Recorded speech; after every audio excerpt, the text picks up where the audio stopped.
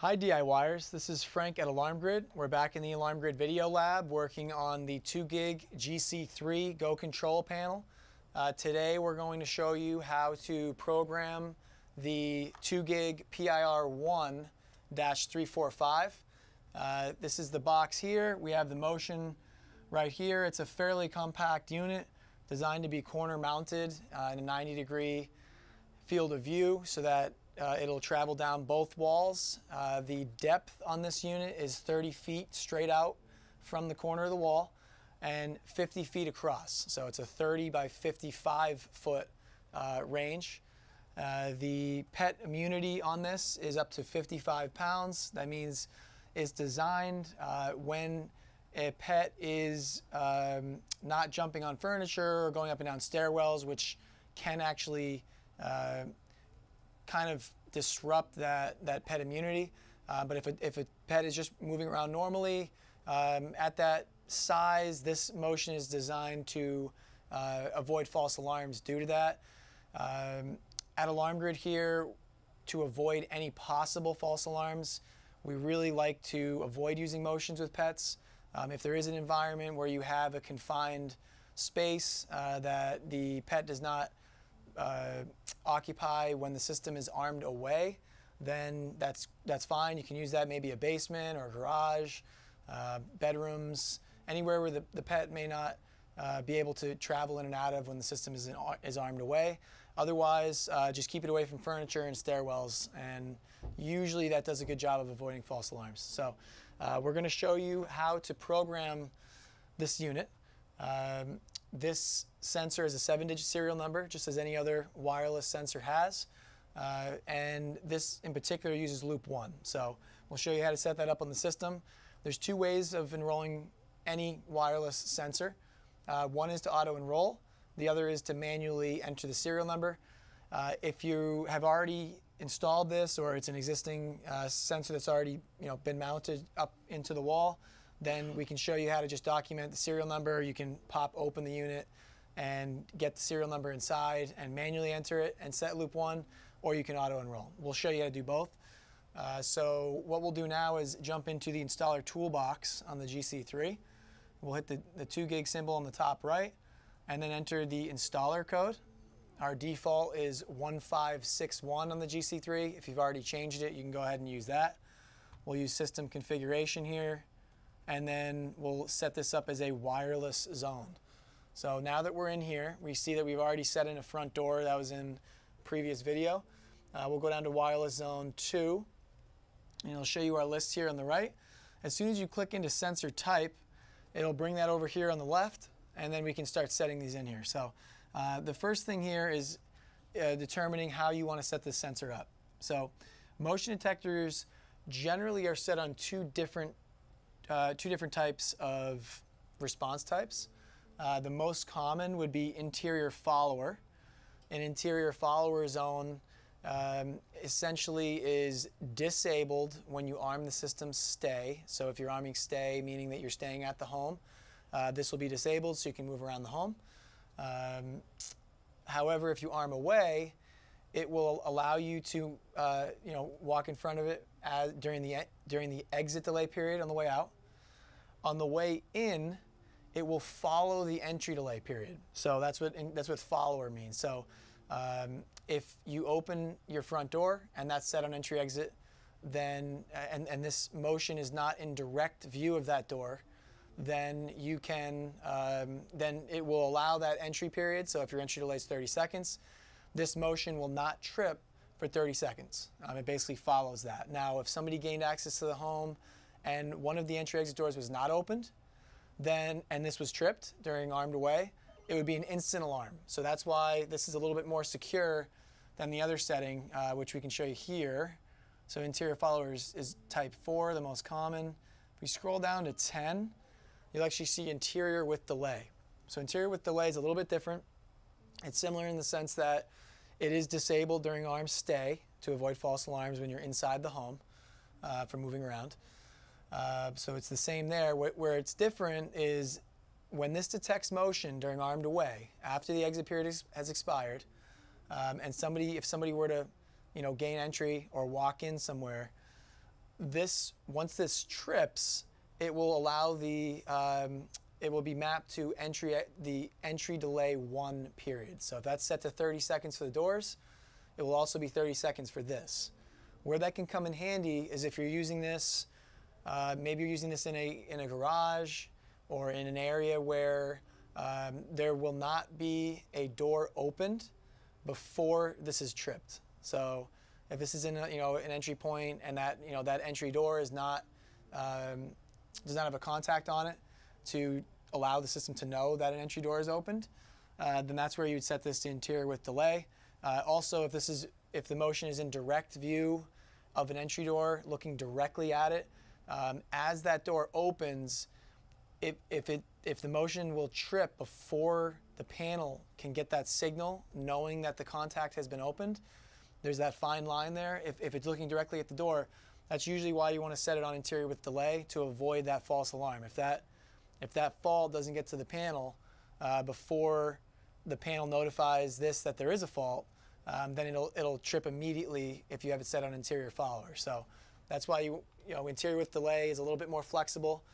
If you want to avoid false alarms, in general, you can feel free to set all your motions to interior with delay.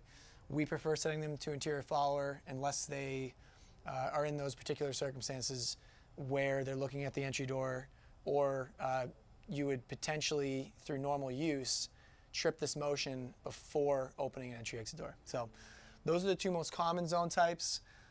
You could set this as a perimeter zone if you wanted to. That would mean during arm stay and arm away, it's an instant alarm. Maybe you have this in a secured closet where no matter what, when the system's armed, you want it to trip an alarm immediately. You can do that. You can also set it as an entry-exit zone if you wanted it to be enabled during arm stay mode as well.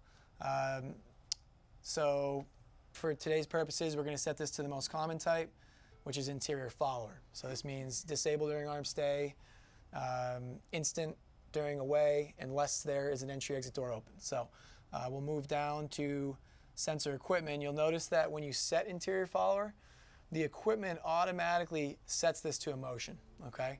So you'll see motion here. Motion's already selected. If it wasn't, you could toggle that, but it does do that automatically when you set an interior type. Equipment code, you can either manually enter in the code using the guide and the number that is associated with this particular unit, or you can cheat here and use the 3 horizontal bars in the top right, and you'll see 2 gig PIR with pet immunity. That is 0869, so that is this sensor here. We can then move down to the serial number. So this is where we have 2 different ways of doing this. If you already have installed your motions and you documented the serial number, this is where you can manually enter it in. If you have not installed it, like we have not today, then you can pop open this. You can pop open this unit by using a Phillips head screwdriver. We'll open up, remove the screw, and we can pop open the panel, pop open the motion. You'll see that out of the box, it does not come with the battery. I have the battery sitting separately here. This is a CR123A, so Panasonic battery. Energizer the Energizer CR123s will work as well. So when you see, you'll see the empty battery slot here, where you can put this in. As soon as this goes in, it'll put this into kind of a learning mode where it'll be live for a few minutes. We have a couple of jumpers here. There's a jumper for 55 or 35 pet immunity, and that's the amount of pounds that it'll allow. So the 35-pound pet immunity will basically make this a little bit more sensitive to pets. Then there's a general sensitivity jumper where if this was to be moved, it's on low by default on the 2 right pins. You can move it to high on the left 2 pins. Usually we recommend just keeping this on default. These usually are fine if you're in a premise where you really want high sensitivity and there'll be no pets at all. You could move this jumper over to high and jump. It doesn't matter where this is. Once this is set to high, it basically eliminates the pet immunity. So In here, you'll see there's a TXID code. So you can either manually enter the serial number, or you can learn it in by pressing the tamper switch on the left-hand side here. You have to have your battery in first. So we put in our battery of the plus on the plus hand side, on the plus side on the left, negative on the right. We already discussed our jumpers here. We have our pet immunity jumpers on the left, and then the sensitivity on the right. If there's no pets, you can set the sensitivity to high by moving the jumper to the left. So here is where we can learn it in. So we'll go right into the learn mode. It'll say listening. We can press this tamper button and release, and it'll say sensor received. It'll show the 011. It'll actually show the 7-digit number. For due diligence, you can double check it, but it's usually, I've never seen this be wrong, so you can just auto enroll it here and then hit accept. Again, if you already have this mounted, feel free to manually program this. It does lead to more user error, but if you already have it installed, then that's the easiest thing to do. So you can just document them as you install them and then come back here and program them. When you auto enroll the motion, it always still requires setting the loop.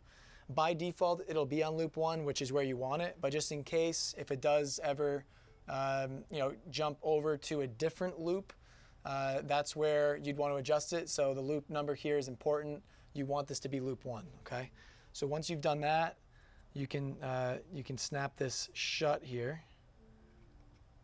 And we'll take the top corner.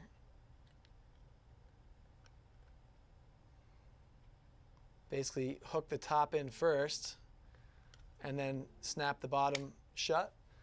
And then we can continue programming here. I'll put this motion down for a moment.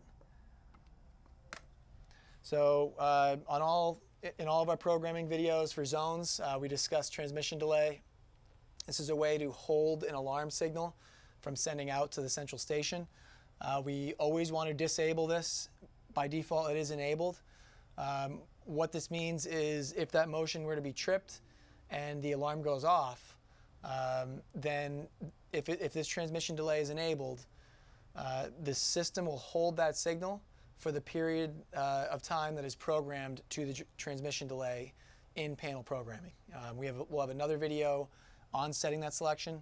We always recommend disabling this so that your central station, if you have monitoring, knows that the motion was tripped.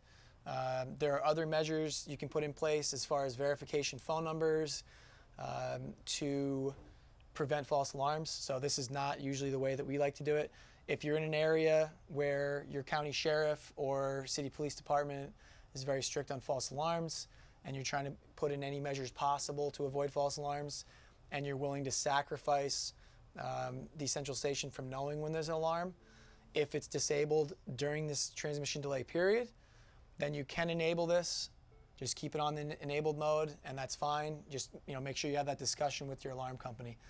For today, because we prefer to disable that, we'll keep it disabled. Go into voice descriptor. We'll hit edit voice descriptor. Here is where we can type in everything we want this zone to be labeled as. So we'll use this as our living room motion. So I'll start typing in living room, and you'll see here on the top, it'll show everything that's in the library. We'll put living room here, or living rather. It's very important to choose a word out of this category up top. You can create custom words, but they will not announce out of the panel. So if you plan to have a chime with voice enunciation setting that we'll set in just a moment here, it will not announce a name that is customized and not listed here on this white bar. So that's why we prefer to try and fit within these categories. So living room, I'll start typing in motion. We can put motion there. So now we have living room motion. Those are all words that were in the library, so they will announce. We'll click done. And then sensor reports. We always want the sensor to report. This is a global feature that basically will disable all reporting. What that means is if this is tripped, do you ever want it to report and log to your central station? If you disable this, it will not send that out to the central station.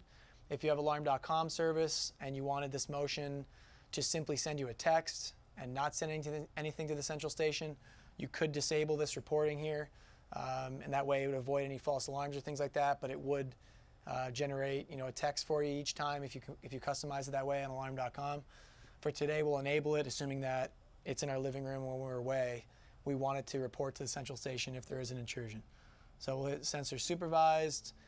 Supervision, RF supervision is a way for the panel to keep tabs on this device. So if this sensor is removed or compromised, or maybe there's some sort of RF interference in the area and this isn't able to communicate back to the system, we want to know about it. We want to know that it's offline. So that's why we want to keep this enabled so that this sensor is indeed supervised. The last selection here is sensor chime with voice. With doors and windows, we usually set up the chime. With motions, I'm not a fan of it. It depends on where it is. If it's maybe in your garage and you want to know when people are coming in and out in the garage, that might be a good, that might be a situation where you want to be notified of a fault each time. The problem with setting this is even when the system is disarmed and you're moving throughout your home, this is going to chime every time it detects motion. There is a battery saving timeout period on here that after the second time it's tripped, it'll go to sleep. So it won't necessarily fault each time it detects motion, or motion is occurring in front of it because it may be asleep. But it will get annoying, and personally I just recommend keeping it disabled. If you want to enable it, you can go for it. Just hit voice only. You can do chime onlys, or both together. So you just select that here, and then that's it. So we're done with this zone. We would hit return to system config. You'll see the wireless zones here is in orange. That means that there's been a change made.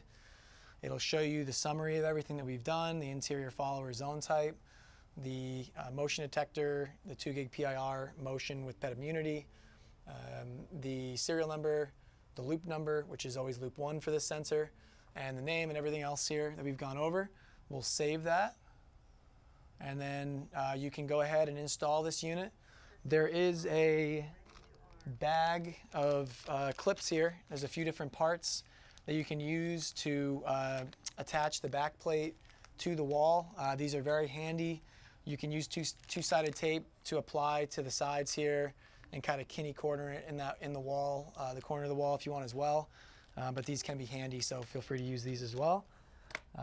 Before we're done, you always want to put the screw back in. So on the bottom of this unit, we want to get that screw started, and we can just use a screwdriver to tighten that up. That way that never pops open and the battery doesn't fall out or anything like that.